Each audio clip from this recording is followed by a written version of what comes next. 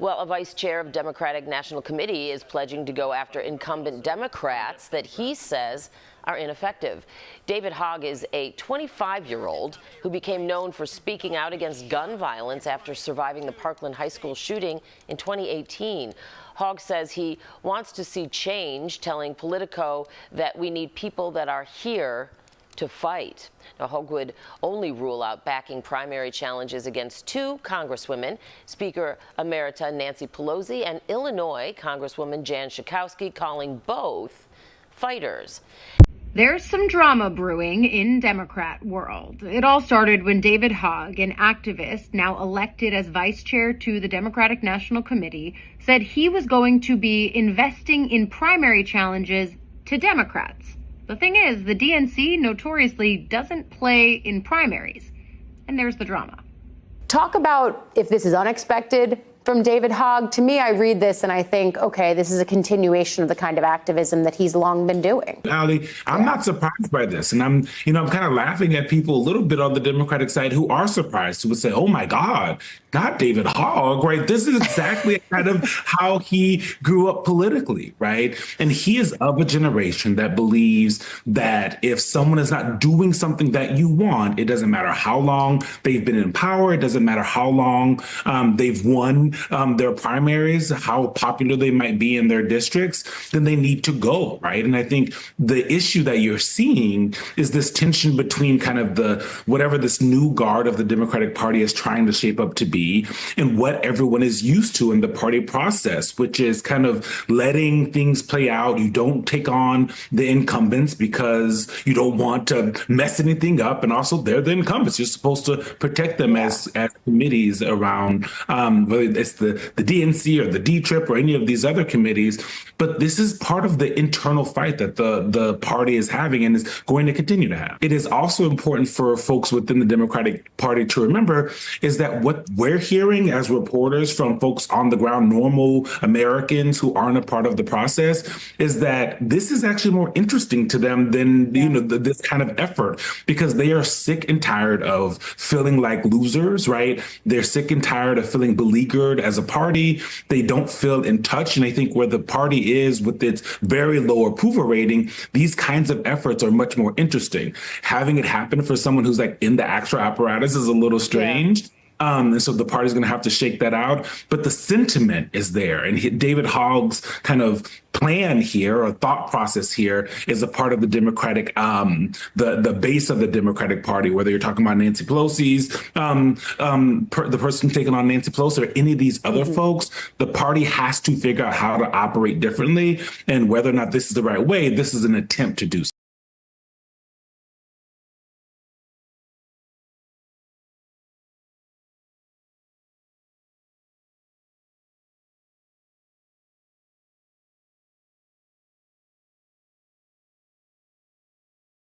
Future of the DNC, with David Hogg being elected as vice chair and then wanting to oust Democrats that were do-nothing Democrats that voted for Republican bills that were basically diet Republicans.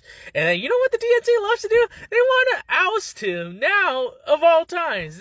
They really like losing. Like, the DNC is addicted to losing. Democrats say, work within the system, work within the system and, we can change things from within. This is what happens when you try to change things from within. These Democrats are so addicted to losing that they're trying to oust the only guy trying to do something. And it's just, why? Why are they so addicted to losing? They are literally controlled opposition at this point. It's basically just the Democratic Party now. Democrats are attempting to remove David Hogg as vice chair of the DNC. While the official move is being based on a procedural complaint, it very clearly has everything to do with the direction David Hogg is attempting to steer the party. Recently, Hogg has become the target of powerful Democrats, such as political strategist James Carville and DNC chair Ken Martin, after his organization, Leaders We Deserve, announced that it would be spending $20 million of donor money in safe blue districts to challenge Democratic primaries he says are ineffective or, quote, asleep at the wheel. These are status quo Democrats that are choosing to shift right in compromise with fascists rather than stand up to Trump. So if there's any liberals watching that can agree that Republicans are the party of big money and free market capitalism, and the Democrats are choosing to shift right, that should tell you that the Democrats are not truly for the working poor. Status quo liberalism will not win over anyone on the right. We know MAGA will never vote for a Democrat, and even centrists are calling this a bad idea, saying the Dem establishment is hell-bent on continuing to force candidates nobody actually wants. Without them, Trump would have never become president, not the first time or this time. The Dems are their own worst enemy. Hogg is exactly what the party needs, but Pelosiasaurus and Schumer Rex and the rest of their ancient ilk refuse to give up control. Pathetic. And my personal favorite, neutrality is always support for the oppressor. These are the people the Democrats are claiming they are attempting to win over. If you fight a little too hard for the working poor, the Democrats will push you out. Just like Pelosi did with AOC on the House Oversight Committee, and against Bernie Sanders in the presidential primaries. Bernie, Hogg, and AOC aren't even socialists. They're reformists that believe in some capitalism. This fascist movement will inevitably end. It is unsustainable. It can never become the main basis of the ruling class, because fascism, like social democracy and the Democrats, never wins over the main body of industrial workers. Fascism wins over the petite bourgeoisie, the small business owners, and the peasantry, while social democracy, the Democrats, win over the so-called liberal college-educated elites. If the Democrats want to win elections, they need a message of working class solidarity that encompasses everyone from minimum wage workers and blue-collar tradesmen to college-educated liberal elites. It may feel like it because white America never fought back before,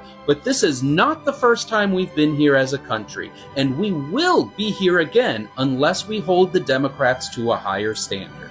Solidarity. Democrats told us that we can only change the system from the inside. Work within the party, right? David Hogg works within the party. Says we're going to start primarying useless Democrats. You know, because they're not doing anything and we're at that point. They immediately oust him. Like that. And it's for something really stupid, too. Because he's demanding the party do something other than keep their hands behind their back and whistle. And I don't care if David Hogg's a liberal or whatever. He is much more remotely close to being left-wing than Chuck Schumer, who, by the way, has been absolutely silent with mass deportations and mass detention, the indiscriminate targeting of both citizens and non-citizens at ports of entry, but draws the line when the president accepts a gift from Qatar.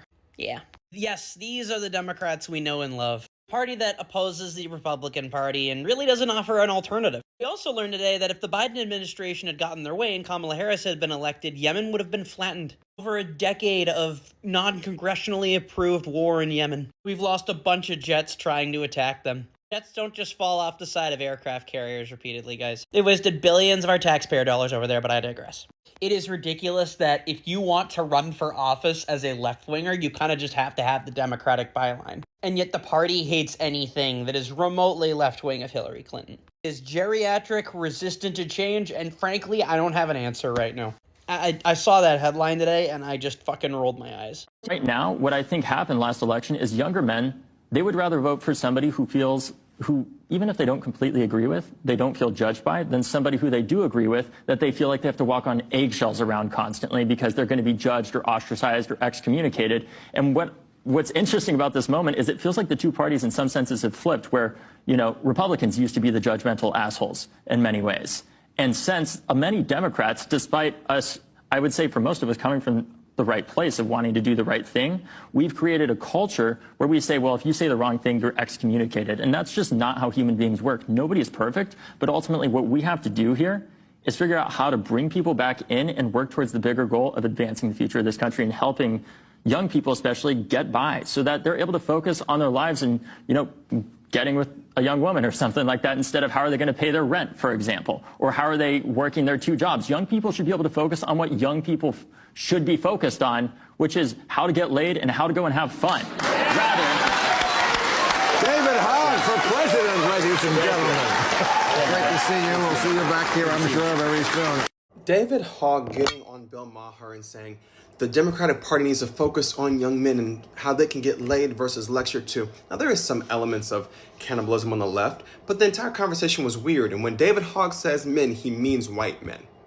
That's who he's talking about.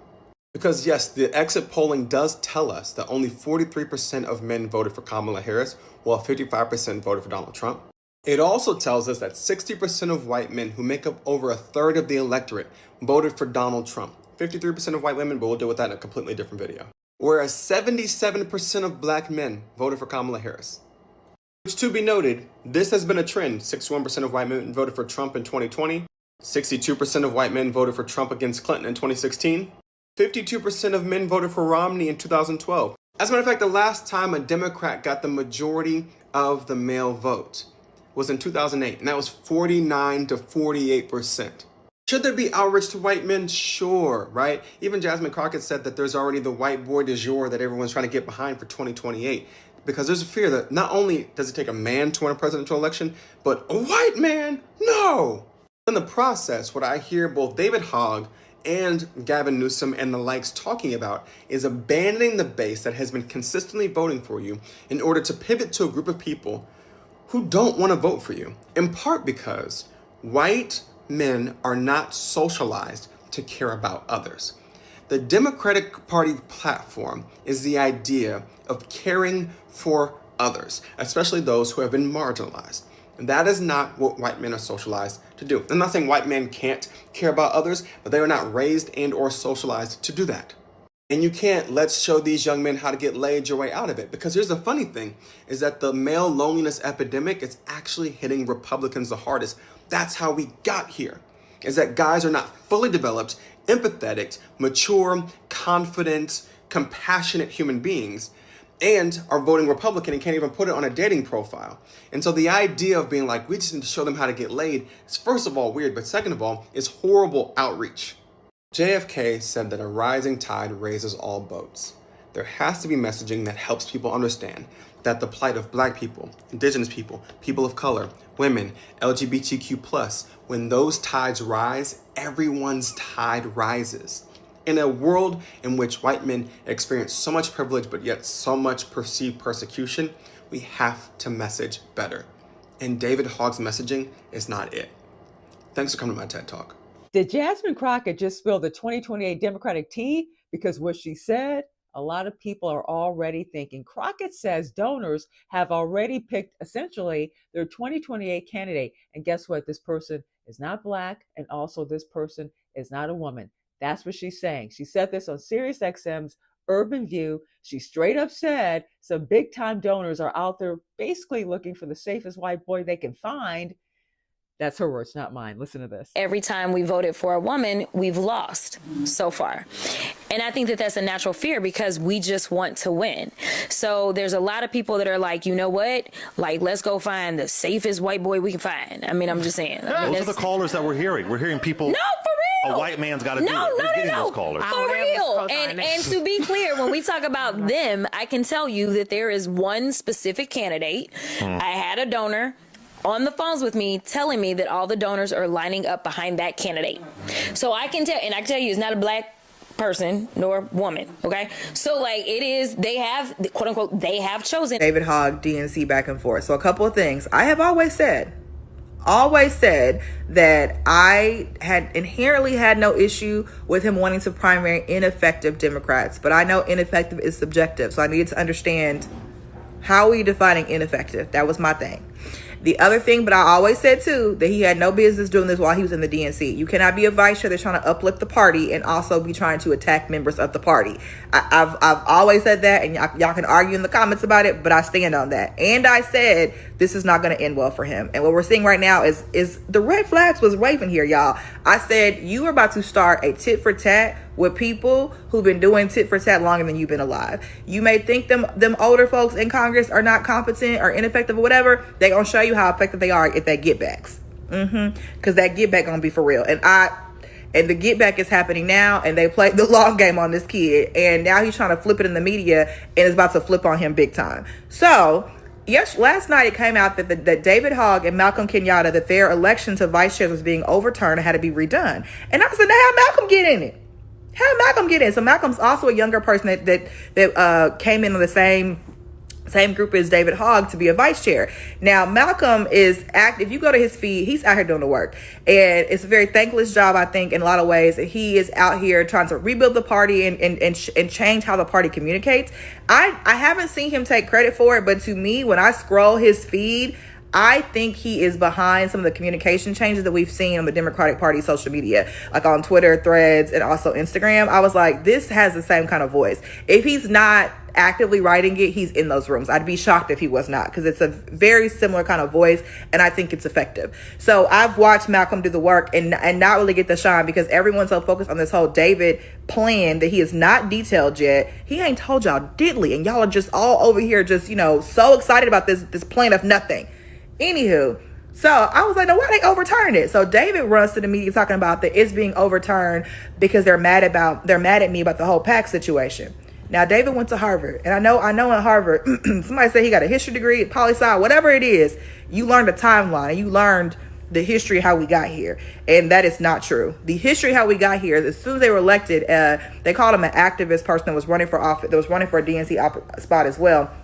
It's a woman, I think her name was like Kate or something like that. Kate, someone with a K.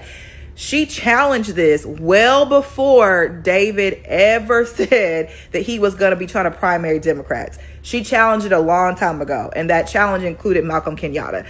And so now the process had just been still going as David was picking up all the shenanigans, and here we are. All right, so they're going to have a re-election, and David ain't going to win. Because now you done messed around, because you knew that she challenged that, and you done messed around and showed your cards before that challenge was over. That's youth for you. That's youth. You showed your cards before you had an actual plan, before you had some action behind that plan, and before this challenge was done. And so Malcolm Kenyatta, he's a really good video on his socials talking about this. He's mad at David, as he should be. He was like, David, it's like, I feel like the media is framing this so wrong. They're thinking it's about David, and it's not. And then Malcolm also noted too that he got significantly more votes than David did. I said, as he should. So we'll see what happens with this re-election. But they was gonna get rid of David one way or another. And here, I keep telling y'all, it's hard. He couldn't outsmart them. That was he showed his cards too quickly. This shows a lack of savviness to me. Other quick point, Candidly Tiff over on Threads made this point. I was like, she's so right. She said, y'all know that David Hogg's biggest fans are middle-aged white women. And I laugh because I'm gonna tell y'all this, and I want y'all to pay attention to this. A lot of I can think of three of them. And David Hogg is one of them. A lot of these Gen Z influencers that y'all think are like the voice of their future and all that, whatever, I want you to start paying attention to who comments on their page. I want you to see if the commenters are in their generation. I want you to think about who is the intended audience for this content and who is engaging with the content. Because a lot of these Gen Z influencers have no pull in their own generation. They are exciting boomers and millennials and Gen Xers who think, oh, look at the voice of the Gen Z. Like they think they're in on a conversation amongst Gen Zers. You're not. It's just you, millennial, boomer, 40 plus, talking to a Gen Zer about how they perceive their community, and it's not even resonating with their own community. And we see that with David Hogg as well. The Gen Zs are not flocking to these kids. I've seen it in the comments myself. It's kind of interesting to watch. Now, I don't know how we fix that problem, and I don't fault the Gen Zers for this, but I fault you older folks for not picking up on who are they actually leading. It's you. It's not their generation. Y'all are confusing two things. No one is saying the DNC is good or perfect. No one is saying that. All we're saying is that David Hogg was not prepared, had no plan about how he was going to change things, and should have been doing it outside of the DNC. He could have made big changes and really shook up their model outside of the DNC and wouldn't be wasting his time arguing about, should I still be in the DNC doing this? He could have just got to the business of primarying folks, as he said, outside of the DNC. But here's what I want for y'all. I feel like, again, people are so desperate for a disruptor, someone to flip some tables over at the DNC, that in your desperation, y'all not being choosy. Y'all batting y'all eyes at the first person that says a word that you want to hear. Y'all got to be a little choosier, a little bit more discerning about people that are actually going to do what you want them to do. That's probably my biggest thing here. I'm going to use a word here, and I'm not, this ain't to offend people, But y'all, there's not critical analysis going on here about what David Hogg is actually going to do. So again, I'm not opposed to what y'all are saying about flipping some tables over at the DNC, but y'all, nobody here has given me example about why David Hogg is that person. Why is he that guy to do that? He is not giving y'all anything other than some main ideas and some very vague statements about the change that needs to happen. So what I would say, especially for those of y'all that are really pushing this idea about changing the DNC, find somebody with some meat and some potatoes behind what they're saying. Find somebody with some strategy. Find somebody, and I have encountered people that are his age that got some oomph about them. They have some really good ideas. He is not it. He's not it. We gave him, a lot of us were quiet, gave him opportunity to have a plan developed. He didn't have a plan developed. And I think the biggest sign about how unstrategic he is that he sat up there and he knew that girl challenged him and he showed his cards. And now he's giving them an opportunity to get him out of here on a technicality. If you can let these folks play you like this and y'all think he's going to get into that, he got played this quickly, this easily, and y'all think he can go into the DNC and disrupt some ish? Are y'all serious? Again, like, there are people that are very good at this. He's not the one. And people that are good at this often sit back quietly. They sit back and they pull some snake-ish very quietly, and the person is unsuspecting. This is not House of Cards. He ain't that guy. He's just not that guy. And the quicker y'all let him go and make him an afterthought, you can move on to somebody who's gonna do what you want. But David Hogg is not that guy. I thought of somebody who is doing what y'all think David Hogg is doing. It's Gary Chambers out of Louisiana. Gary Chambers will actively be involved in the official Democratic Party process. He's run for office in Democratic primaries, but he also will challenge the Democratic Party strategy, but he does it in such a well-researched way. Now, he did one that I didn't agree with simply because it's going to negatively impact me and my state. But when you have well thought out and well researched information, it's hard to argue. So, for example, what he said was the Democratic Party needs to give up on Texas and focus on Louisiana and Mississippi. We have no ground game here. Y'all ignore us. Here's why y'all shouldn't ignore us. And what he does is he breaks down how much money they spend in Texas, knowledge of how things are already done, and then talks about how the numbers in Louisiana and Mississippi, how that could definitely help the Democratic Party. So this is somebody that's trying to change the system that's not working, but is also offering you an informed breakdown of how to do it, how things are currently done. And you have to ask yourself, why isn't a Gary Chambers getting as much attention as y'all little friend David Hogg? Huh? And I'm telling y'all, the big thing for me is I'm not disagreeing with y'all, but y'all have to give it up on this boy. He ain't him. He is not that guy at all. A man named Kevin Allen, right now in this state, is sitting in Angola Penitentiary serving a life sentence. He has been there since 2013 for less than a blunt of weed. While currently, Colorado, with the 4th ranked education system in the country, is breaking records in tax revenue and sales, right? Improving their infrastructure, improving their education system, while Louisiana ranks 50. Because we have just committed ourselves to the oil and gas industry like that's the only jobs we can find in this state. The truth is, we got a lot of land that we're gonna drive by, right? Why can't we get some agriculture going there? And not just cannabis for recreational use, hemp, and all of the things that go along with this industry that can allow us. You guys know that they build houses out of hemp now? That they make clothes out of hemp, right? That this is not just about people smoking, that this is about a product that can be used to create thousands of jobs. If you follow politics at all, you may have seen that recently the DNC voided the election of both David Hogg and Malcolm Kenyatta as vice chairs of the DNC. Based on what I've seen both in the headlines and on social media, it'd be very easy to draw the conclusion that the reason the DNC voided this election was specifically to target David Hogg because of his recent statements about primarying incumbent Democrats who are ineffective. I wanted to know whether that was true. So I decided to do a ton of research and figure out exactly what the facts were. I'm about to lay that out for you now. This video is neither an attack nor a defense of the DNC, nor is it an attack on or a defense of David Hogg. I'm simply going to lay out the facts and the timeline about what happened and why it happened, and then at the end share a little bit about about my opinion of the whole situation, but I will make it very clear when I'm saying an opinion that it is simply an opinion. So let's get into it. The most important piece of context that you need to know that influences this entire situation is the DNC set a rule and guideline for itself that as much as possible, the national DNC leadership is equitable around gender and race. They want the leadership of the DNC to be representative of the diverse coalition that makes up the Democratic Party. That rule is very important to the story as a whole. So on February 1st, voting members of the DNC would be voting on their national leadership. There were 5 candidates total running for 2 vice chair positions. The 5 candidates were David Hogg, a white man who lives in Washington, D.C., Malcolm Kenyatta, a black man who lives in Washington, D.C., Kaylin Freed, a native woman who lives in Oklahoma, Jenna Repass, a black woman who lives in Kansas, and Shasti Conrad, a South Asian woman who lives in Washington State. By the time they got to voting on these positions, the presiding officer realized that the leadership board, as it stood, was starting to skew slightly female. And so they said that at least one of the people elected for these 2 vice chair positions had to be a man to make sure that there was gender equity on the leadership board. Typically, what would happen, according to the DNC's own rules as well as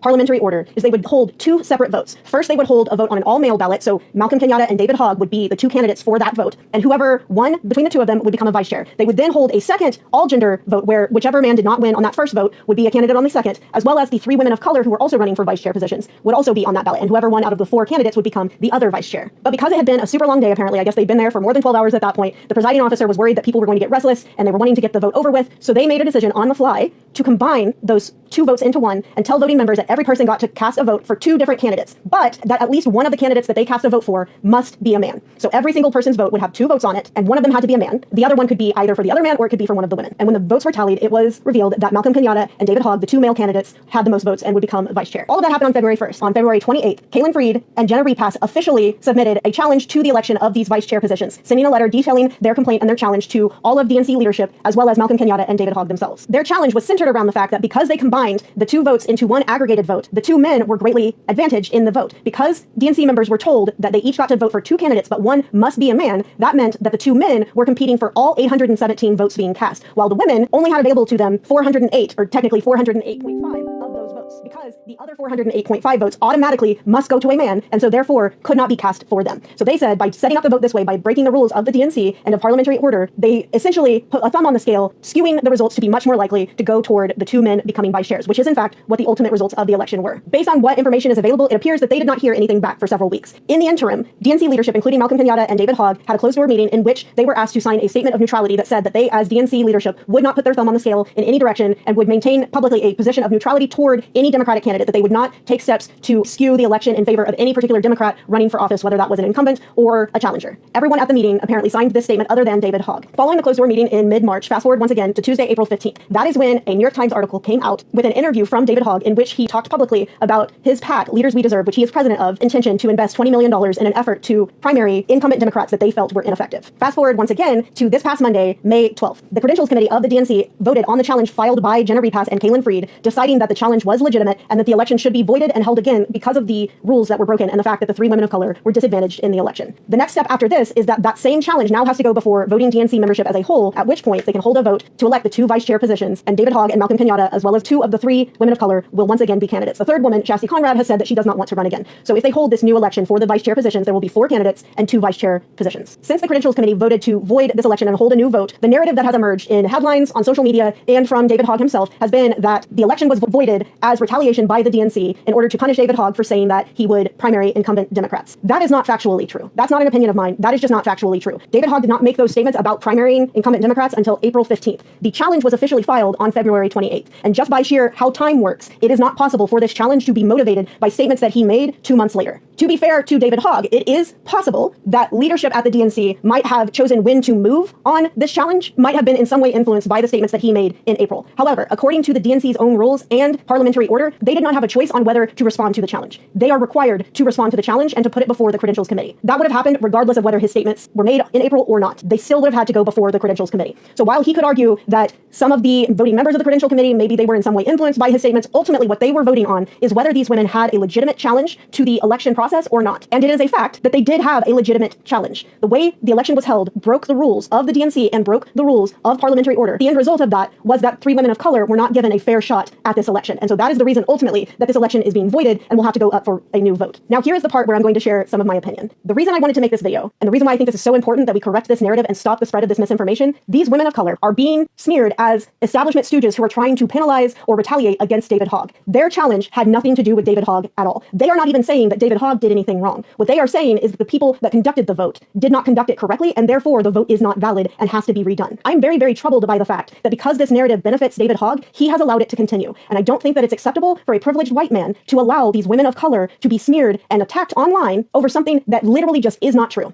I fully understand why David Hogg would be upset about this and why Malcolm Kenyatta would be upset about this. It would be incredibly upsetting to have an election that you worked hard on and that you won be voided. I think those feelings are valid. What I don't think is valid is staying silent while women of color who also worked very hard and got directly screwed over by rules being broken get attacked and smeared online. Because now when you Google any of these women's names, stories about this that paint them in a very negative light are the first thing that pops up. And every time that I've seen a video about this come across my timeline, it has talked incredibly negatively about the three women, especially Caitlin Freed. And that is unacceptable. And I think if David Hogg wants a position of leadership in the DNC, he needs to exhibit leadership right now and come out publicly and say, stop attacking these women. They did nothing wrong. They were simply advocating for the way the process is supposed to happen and making sure that women of color do not get disadvantaged in an election in a way that would advantage me as a white man. And again, my opinion on that has nothing to do with my opinion on primarying incumbent Democrats. I personally, as a leftist, think that Democrats who aren't doing their job and aren't stepping up in the moment should be primaried. I have no problem with that. I do think, however, that a person cannot be both a vice chair of the DNC and president of a PAC that is leading primary efforts against incumbent Democrats. That's not because I disagree with him about primarying certain Democrats. It's because I don't want any member of DNC leadership to put their thumb on the scale in any election, period. And just because the thumb that would be getting put on the scale might be one that we agree with right now, that doesn't mean that it won't set a precedence that allows another member of DNC leadership to do the same exact thing in the future, only in a way that we don't like. I don't want a member of DNC leadership to also simultaneously be running a PAC that is primarying leftists within the Democratic Party that they don't want. I don't want someone that's DNC leadership to be funding challenges against AOC because they don't like that her politics are leftist. And therefore, I don't want people who are upset at centrist Democrats to simultaneously be leadership for the party and also running a PAC that is challenging those incumbents. I think those two positions must stay separate with a firewall in between them to maintain the integrity of the process and ensure that the DNC is not empowered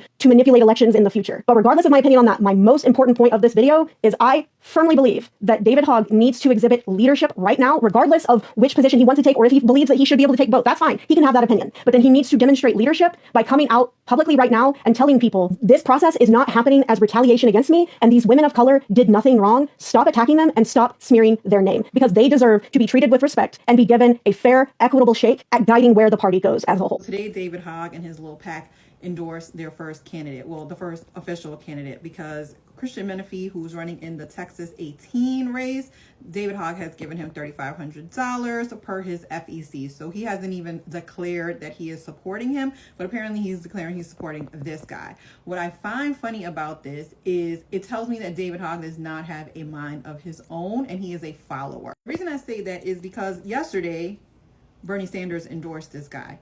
And it's really, really interesting to me that David Hogg has now come forth and said he is going to support him. You know, this is like the new generation, blah, blah, blah, all his little spiel that he keeps spinning. But my thing is, you're still a DNC officer. So if you're a DNC officer, you have now shown favoritism to this guy, Robert Peters, who is running. And anyone else that is running in this race now knows that you support him. Also, if you don't know, I don't even think people even care or know about what DSA is. Maybe they do if they live in a blue city. But apparently, this guy used to be DSA. I don't know if he is anymore, but it makes sense why Bernie Sanders would endorse him. I don't have a care for this race at all, but I just find it interesting that David Hogg has decided to put his favoritism on this race in particular, and I can't wait to see how much money he gives him, because he says he has $20 million to give to people, but he doesn't have $20 million, okay? Is he just endorsing to endorse? Or is he really going to give this guy some money? Because right now, David Hogg only has $1.2 million in the bank. And we will find out on the 20th how much he has given to other people. So I can't wait to see, because you know my nosy ass is going to be all up in his FEC every damn month. Clock it. The United States of America does not have a two-party system, even. It's supposed to be a two-party system with a few little scragglers on the side. It should be a multi-party system like most of the rest of the civilized world to have a more accurate representation of the different sectors of society. By example, lots of Democrats, they don't agree with a lot of other Democrats. Deeply disagree. So why don't they split the party? Republicans also have some issues. Why don't they split the parties? The Green Party is. We don't have a two-party system either which way because the two major parties in this country are in loop with each other. They work together. They're buddy-buddies.